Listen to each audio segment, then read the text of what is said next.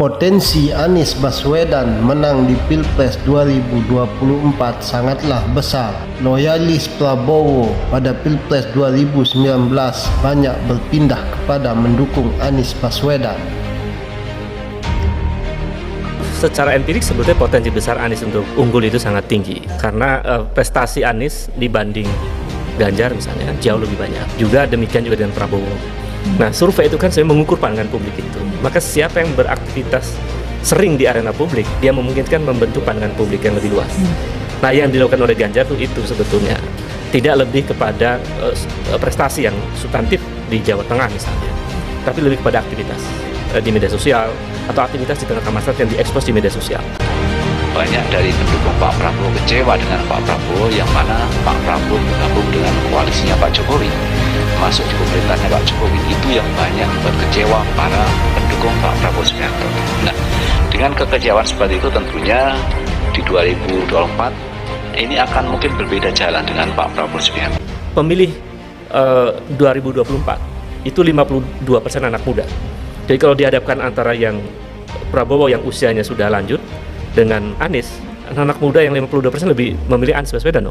Kemudian pemilih Ganjar juga antara milih Prabowo dengan milih Anies akan cenderung memilih Anies. Kemudian yang kedua, kalau Anies berhadapan dengan Ganjar, kenapa Anies menang?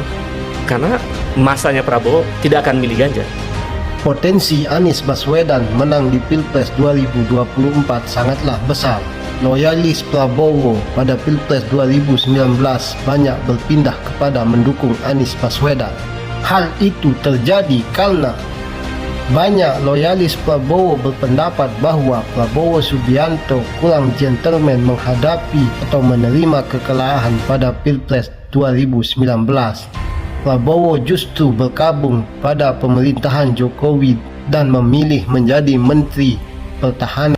Loyalis Prabowo Subianto menjadi kecewa karena keputusan itu tidaklah sangat diharapkan oleh para pendukung Prabowo. Para pendukung Prabowo sebetulnya menginginkan bahwa Prabowo Subianto tetap menjadi oposisi dan menerima kekalahan pada Pilpres 2019, sehingga ini menjadi potensi kepada Anies Baswedan untuk bisa memenangkan Pilpres pada tahun 2024 mendatang.